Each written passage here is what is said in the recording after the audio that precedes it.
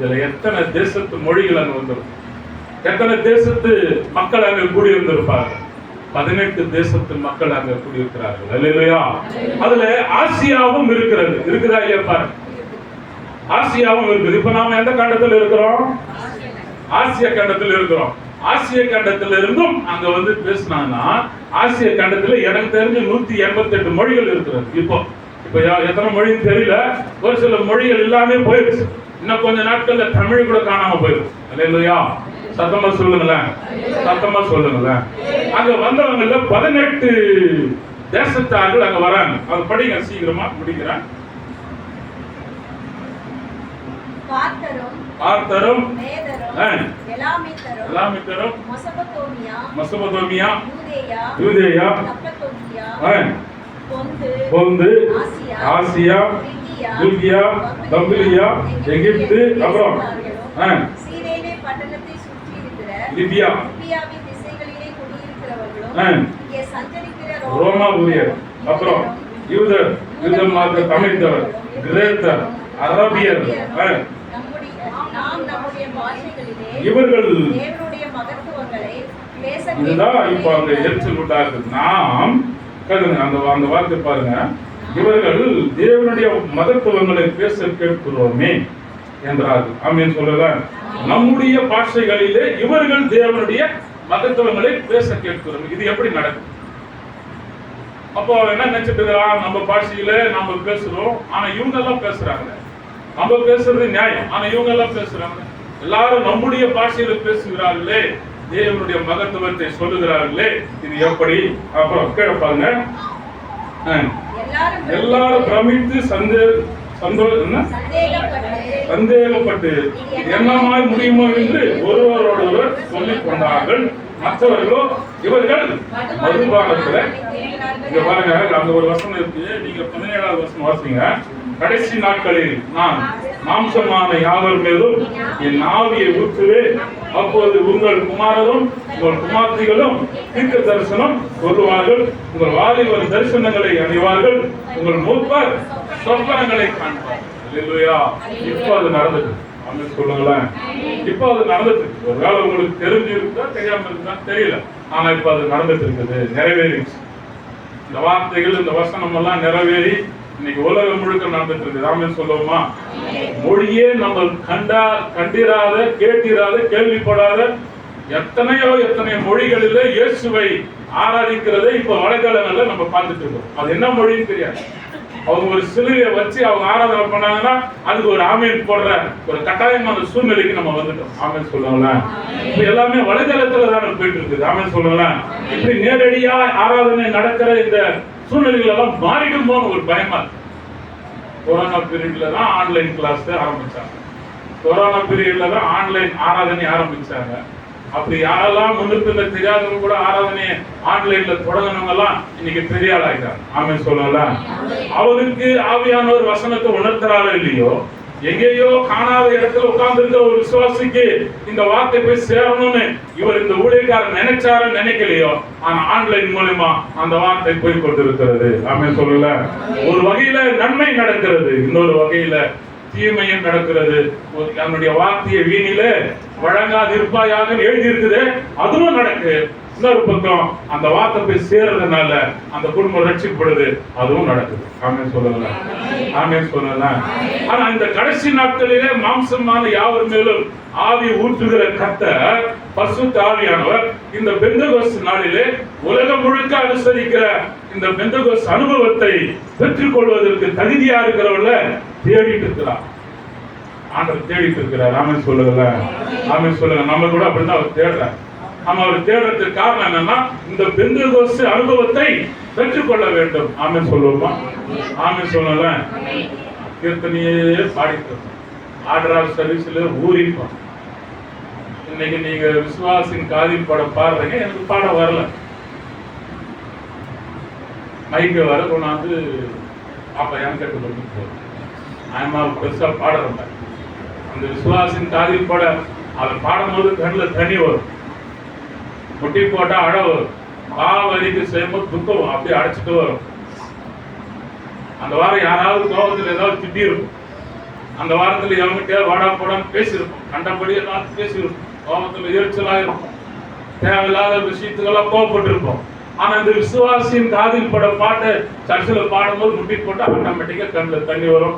எழுந்து பார்த்தா அந்த இடத்துல தண்ணி இருக்கும். அல்லேலூயா. இன்னைக்கு பாட வரல, அதை தான் நான் சொல்ல வர்றேன். எல்லாமே மாறிட்டு வருது. அல்லேலூயா. சத்தமா சொல்லுங்களேன். அல்லேலூயா. கடைசியா யோவான் எழுதின சுவிசேஷத்துல 20ஆம் அதிகாரம் 18வது வசனத்தை வாசிங்க. மகதலேனா மரியாள் போய் நான் கர்த்தரை கண்டதையும் அவர் தன்னுடனே சொல்லியவைகளை சீஷருக்கு அறிவித்தாள். வாரத்தின் முதல் நாள் ஆகிய அன்றைய தினம் சாயங்கால வேளையிலே சீஷர்கள் கூடியிருந்த இடத்தில் யூதர்களுக்கு பயந்ததினால். யாருக்கு பயந்ததினால்? இப்ப நான் என்ன சொன்னேன் உங்களுக்கு? ஏன் இவங்க யூதர்களுக்கு பயப்படுறாங்க? இயேசுவை சிலுவையில் அறைந்த அந்த நாட்களில் இயேசுவை பின்தொடர்ந்த மக்கள்ல ஏறக்குறைய 500க்கும் மேற்பட்ட யூதர்களும் அந்த நாட்களிலே சிலுவையில் அறையப்பட்டார்கள். ரிசர்ச்ல எல்லாரும் சொல்றாங்க. அல்லேலூயா. அப்போ யூதர்கள்ல ஒரு சிலர் இயேசுவை ஏற்றுக்கொண்டார்கள். ஒரு சிலர் ஏற்றுக்கொள்ளாததுக்கு காரணம் நம்ம ரோம பேரரசு. அல்லேலூயா. இந்த ரோம பேரரசுக்கு இவன் கீழ்ப்படிந்திருக்கிறதுனால, இவனும் ரோம பேரரசுக்கு பயப்படுறதுனால இவன் ஏதாவது செய்திருவானோன்னு சீஷர்கள் பயப்படுறாங்க. ஆமென் சொல்லுங்க. ஆமென் சொல்லுங்க. நீங்க இங்கதான் இருக்கிறீங்க. ஆமென் சொல்லுங்க. ஏன் பயப்படுறாங்கன்னா, ஆராதிக்க முடியாத ஒரு சூழ்நிலையில கதவை சாத்திக்கிட்டு ஒளிஞ்சிட்டு மறைஞ்சிட்டு ஆராதனை பண்றாங்க. காரணம் என்னன்னா, அந்த நாட்கள் அப்படிப்பட்ட கொடூரமான கொடுமையான நாட்கள். இயேசுவை சிலுவையில் அறைந்த நாட்கள். அவர் உயிரோட எழுந்த பிறகு 10-15 நாட்கள் இந்த விஷயம் நடக்குது. 12 நாட்கள்ல இயேசு 2-3 முறை சீஷர்களுக்கு தரிசனமாகிறாரு.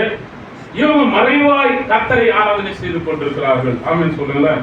அந்த மகதலேனா மரியாள் போய் தாம் கர்த்தரை கண்டதையும் அவர் தன்னுடனே சொன்னவைகளையும் சீஷருக்கு அறிவித்தால் வாரத்தின் முதல் நாள் சாயங்காலத்துல, வாரத்தின் முதல் நாள், அது நான் இன்னைக்கு சனிக்கிழமையா? வாரத்தின் முதல் நாள் ஞாயிற்றுக்கிழமையா? வாரத்தின் முதல் நாள். எனக்கு புரியல, அந்த இடத்துல குழப்பமா இல்லை உங்களுக்கு? குழப்பறவங்க எல்லாம் ஒரு அள்ளியில சொல்லுங்க. ஆமா, யாருன்னா எனக்கு சொல்லி தர முடியுமா? வாரத்தின் முதல் நாள் என்ன? சாயங்காலம் 6 மணிக்கு மேல ஐயா சொல்றாரு, வாரத்தின் முதல் நாள் ஆகிய அன்றைய தினம் சாயங்கால வேளையில சீஷர்கள் கூடியிருந்த இடத்தில் யூதர்களுக்கு பயந்ததினால் கதவுகள் பூட்டி இருக்கையில் இயேசு வந்து நடுவே நின்று உங்களுக்கு சமாதானம் என்றார். ஆமென் சொல்லுங்களேன். இத்தனை நாட்கள் அவர் கூடவே சுத்தினீங்க, இத்தனை நாட்கள் நல்லா தின்னீங்கள, இத்தனை நாட்கள் அற்புதத்தை நல்லா பார்த்தீங்கள கண்ணால, இத்தனை நாட்கள் அவர் எழுப்புன உயிரோடு எழுப்புன அந்த சாட்சியை கூட நீங்க கூடவே வச்சிருக்கிறீங்கள. அவர்கள் நடுவே நின்று உங்களுக்கு சமாதானம் சொன்ன உடனே நம்ம ஆண்டவர் வந்துட்டாருன்னு ஏன் விசுவாசிக்கல? அப்போ ஒரு சின்ன பயம், அப்போ ஒரு சின்ன பயம். அது இயேசுதானா? ஒருவேளை பேய் பிசாசு வந்துருச்சா? இயேசு செத்து போனாரு, ஆவியா வந்துட்டாரா? இவங்களுக்குள்ள பலதரப்பட்ட கேள்வி. அவனே ஒரு குழப்பத்துல உட்கார்ந்து ஜெபம் பண்ணிட்டு இருக்கிறான். ஆனா ஜெபம் பண்ணது பூரா யாருக்காக? இயேசு கிறிஸ்துவுக்காக. அல்லேலூயா. அவர் கற்றுக் கொடுத்த ஜெபத்தை தான் பண்ணிட்டு இருக்கிறான் உட்கார்ந்து. ஆமென் சொல்லுங்க. கீழே வாங்க படிங்க. விழாவையும் கண்டு சந்தோஷப்பட்டார். அல்லேலூயா. காண்பிக்கிறார். கையில் ஏற்பட்ட காயத்தையும் விழாவில் ஏற்பட்ட காயத்தையும் அவளுக்கு காண்பிச்ச பிறகு அதை பார்த்து சந்தோஷப்பட்டார்கள். அல்லேலூயா. சத்தமா சொல்லல. எவ்வளவு நாள் பேசிட்டு இருந்த அந்த குரல் உனக்கு பழக்கம் இல்லாம போயிருச்சா? இவ்வளவு நாள் உங்க கூடவே இருந்தாரு, அந்த பழக்கம், அந்த வார்த்தைகள், அந்த சத்தம் உனக்கு அவன் காதை விட்டு, உன் மனசை விட்டு, உன் இருதயத்தை விட்டு, உன் சிந்தனை விட்டு ஓடி போயிருச்சா? இந்த ஞாயிற்றுக்கிழமை ஆராதனை நடந்து ஞாயிற்றுக்கிழமை கர்த்தருடைய பாடல்களை பாடி காணிக்கை செலுத்தி வசனத்தை கேட்டு வீட்டுக்கு போயிட்டா அடுத்த ஞாயிற்றுக்கிழமை வரைக்கும் இது நம்முடைய சிந்தனையில இருக்குதா இல்லையா? அல்லேலூயா. சத்தமா சொல்லுங்க. இந்த வசனங்களையும் இந்த வார்த்தைகளையும் நீங்க யோசிச்சுட்டே இருந்தா, பேசிட்டே இருந்தீங்கன்னா, இதை பத்தி சிந்திச்சுட்டே இருந்தீங்கன்னா கர்த்தர் உங்களை விட்டு நீங்காம அப்படியே உங்க கூடவே இருப்பார். ஆமென் சொல்லுங்களேன். வேலைக்கு போங்க வேணாம்னு சொல்ல, வேலை ஸ்தலத்துல கூட இந்த வசனத்தை ஒரு வசனத்தை கொஞ்சம் யோசிச்சு பாருங்க, இந்த சப்ஜெக்டை யோசித்து பாருங்க. ஆண்டவரை எவ்வளவு தேடுறோமோ அந்த அளவுக்கு அவர் நமக்கு வெளிப்படுவார். ஆமென் சொல்லுங்களேன். ஆமென் சொல்லுங்க. நீங்க கீழே பார்த்தீங்கன்னா அந்த இடத்துல அவன் தோமா வரான், திதிமு எனப்பட்ட தோமா. அவன் வந்து நம்ப மாட்டேன்றான். இவன் நம்ப மாட்டான்ற விஷயத்த யாரும் போய் ஆண்டவர் கிட்ட சொல்லல. ஆண்டவர் மறுபடியும் 8 நாள் கழிச்சு வராரு. எத்தனை நாள் கழிச்சு படிங்க? மறுபடியும் 8 நாளைக்கு பின்பு எங்க இருந்தாங்க? வீட்டுக்குள்ள இருந்தார்கள். யார் இருந்தது? ஆனா முதல்ல இவங்க இயேசுவை பார்க்கும்போது தோமா அங்க இல்ல. அல்லேலூயா. நான் இது காரணத்தோட தான் நான் சொல்றேன், சொல்லி முடிக்கிறேன், 5 நிமிஷம் முடிச்சிடுறேன். முதல்ல ஆண்டவர் உங்களை சந்திச்சாரு, உங்களுக்கு சமாதானம் சொன்னாரு. அப்ப அந்த இடத்துல தோமா கிடையாது. இப்போ தோமா அங்க இருக்கிறான். அந்த நேரத்துல தான் நடக்குது. 8 நாளைக்கு பிறகு பாருங்க, அவரோட கூட இருந்தான். கதவுகள் பூட்டப்பட்டிருந்தது. அல்லேலூயா. சத்தமா சொல்லுங்க. அல்லேலூயா. பூட்டப்பட்ட கதவுக்குள்ளே வருகிறவர் தான் இயேசு கிறிஸ்து. ஆமென். சத்தமா சொல்லுங்களேன். நீ பூட்டி வச்சிட்டேன்னா அது உள்ளவே இருக்கிறவர் இல்ல இயேசு. ஆமென். நீ பூட்டப்பட்டிருக்கிற வீட்டுக்குள்ள வருவாரு. பூட்டி வைத்திருக்கிற வீட்டுக்குள்ள இருந்து வெளியவும் வந்து காட்சி அளிப்பார். ஆமென் சொல்லுங்க. இவங்க கதவை லாக் பண்ணிட்டு பேசிட்டு இருக்காங்க, ஜெபம் பண்ணிட்டு இருக்காங்க. பூட்டப்பட்டிருக்க கதவுகள் பூட்டப்பட்டிருக்க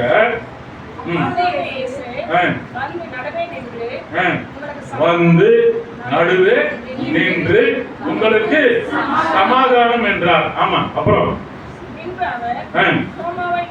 நோக்கி என்ன சொல்றாரு?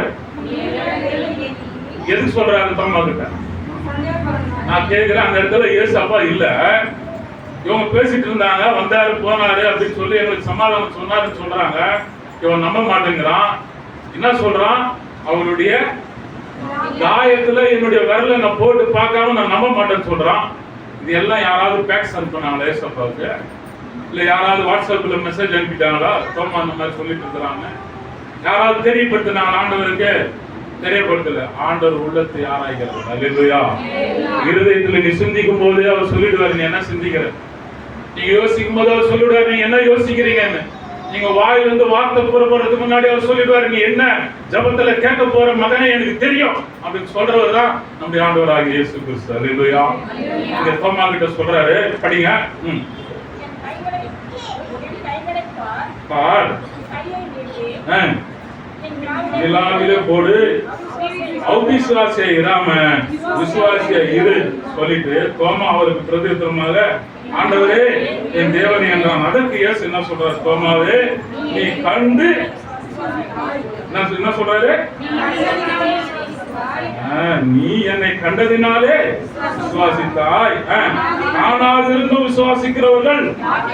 அப்ப நம்ம எல்லாம் யாரு? அல்லேலூயா. அல்லேலூயா. நம்ம ஆண்டவர் பார்க்கவே இல்லாமலும் நம்ம பாக்கியவான்கள். அல்லேலூயா.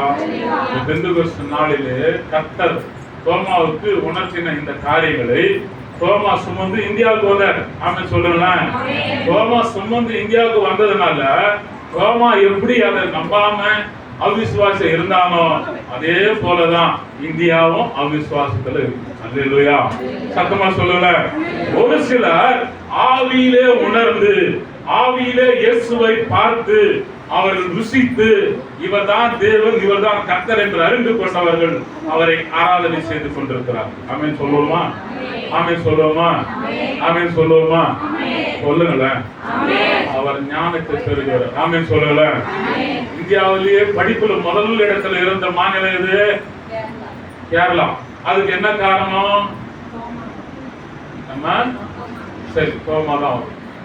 Right, okay. என்ன காரணம்? மிஷனரிகள் அதிகமா வந்தது. ஆமென் சொல்லல. தோமா வந்தது. ஆமென் சொல்லல. ஞானத்தை கொடுக்கிற கர்த்தர் ஞானத்தை கேரளாவில் ஊற்றினார். ஆமென் சொல்லல. இப்போ இப்போ இப்போ எந்த மாநிலம் முதல்ல இருக்கு? ஆமா, தமிழ்நாடு. அல்லேலூயா. சத்தமா சொல்லல. கடந்த 3 வருஷமா முதல் மாநிலம் இது தமிழ்நாடு படிப்புல நம்பர் 1. ஆமென் சொல்லல. இதற்கு கர்த்தருடைய ஞானம் தமிழ்நாட்டுக்குள்ள வந்துச்சா இல்லையான்னு கேட்டீங்கன்னா வந்தது. ஆமென் சொல்லுங்க. ஆமென் சொல்லல. ஏற்றுக்கொண்டார்களா ஆண்டவரை? ஏற்றுக்கொண்டார்கள். ஆமென் சொல்லல. ரட்சிக்கப்பட்டார்களா? ஆமா ரட்சிக்கப்பட்டார்கள். ஆமென் சொல்லல. ஆராதிக்கிறார்களா என்று கேட்டால் ஆராதித்துக் கொண்டிருக்கிறார்கள். அல்லேலூயா. சத்தமா சொல்லுங்க. அல்லேலூயா. ஒரு வேளை தமிழ்நாட்டிலிருந்து எழுப்புதல் உருவாகட்டுமே. ஒருவேளை வேலூர் மாவட்டத்திலிருந்து இந்திய தேசம் முழுவதுமாய் எழுப்புதல் உண்டாகட்டுமே. கர்த்தருடைய வருகையில எப்படி இருக்கும் யோசிப்பார். அல்லேலூயா. சத்தமா ஒரு சொல்லுவோம். வசந்த வாசிங்க நான் முடிச்சார். அதற்கு இயேசு தோமாவே நீ என் இந்த புஸ்தகத்தில் எழுதியதாக வேறு அநேக அற்புதங்களையும் இயேசு தமது சீஷருக்கு முன்பாக செய்தார். இயேசு தேவனுடைய குமாரனாகிய கிறிஸ்து என்று நீங்கள் விசுவாசிக்கும்படியாகவும் விசுவாசித்து அவருடைய நாமத்தினாலே நித்திய ஜீவனை அடையும்படியாகவும் இவைகள் எழுதப்பட்டிருக்கிறது. அல்லேலூயா. சத்தமா சொல்லுங்களேன். அல்லேலூயா. எழுதினவர் யார்? இந்த யோவான் சுவிசேஷத்தை எழுதினவர் யார்?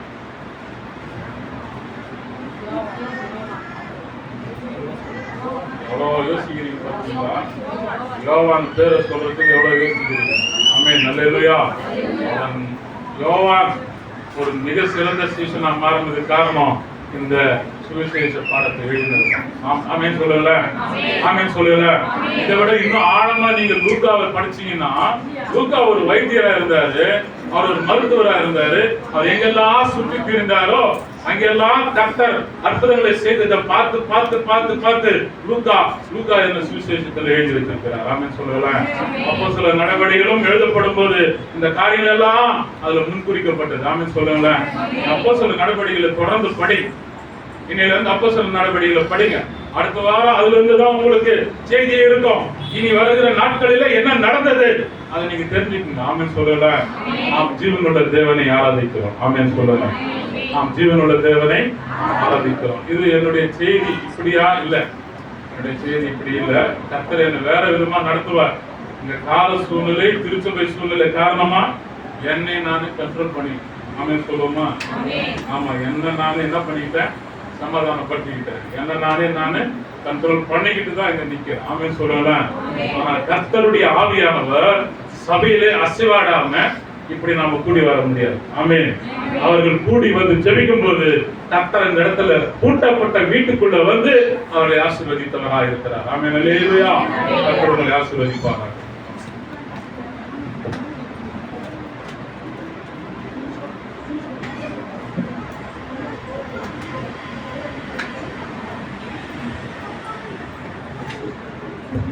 பரிசுத்த ஆவி என்றால் வல்லமை.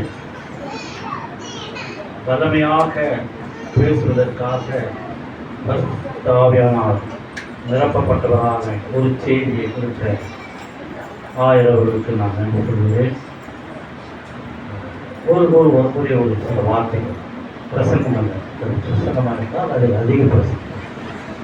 ஒரே ஒரு வார்த்தை எசேக்கியேல் 37:9 அதை மட்டும் வாசிக்கிறோம்.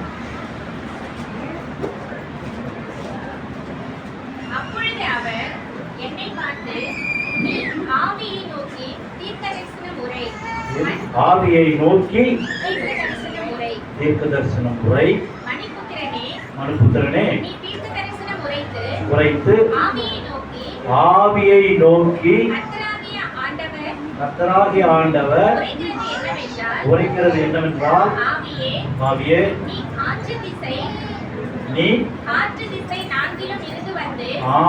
4 திசைகளிலும் உள்ள காற்றை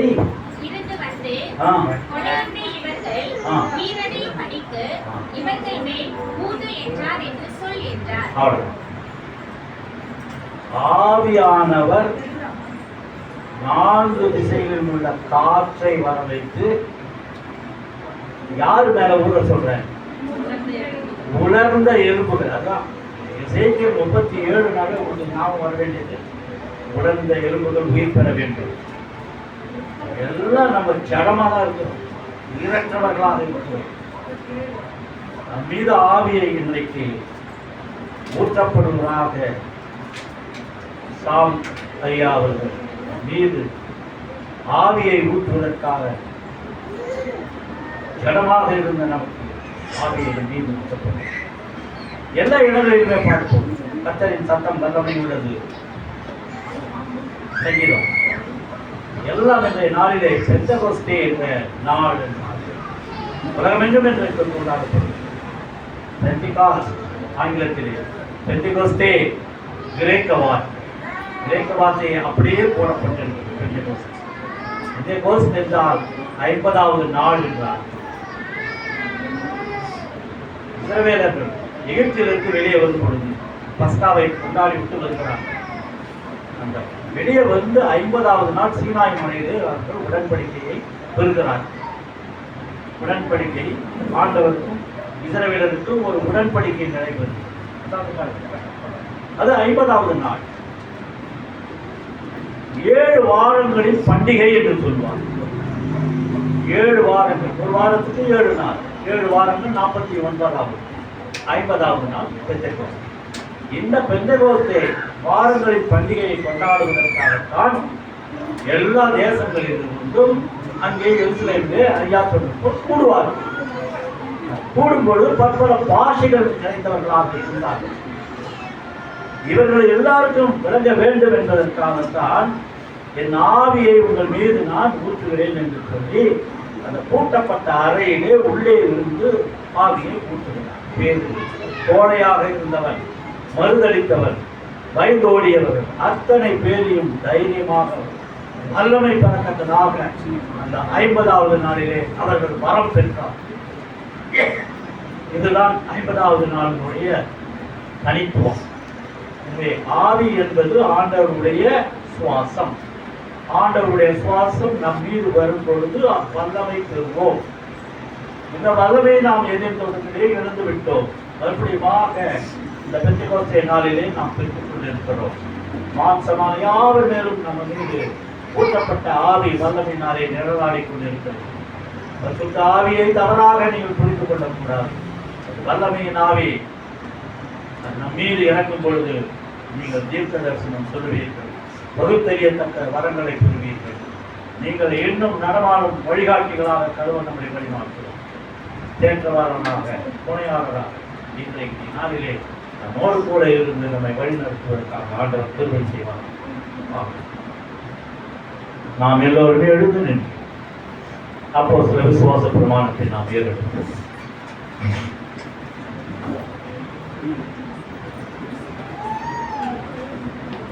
வானத்தையும் பூமியும் படைத்த சர்வ வல்லமை உள்ள பிதாவாகிய தேவனை விசுவாசிக்கிறேன்.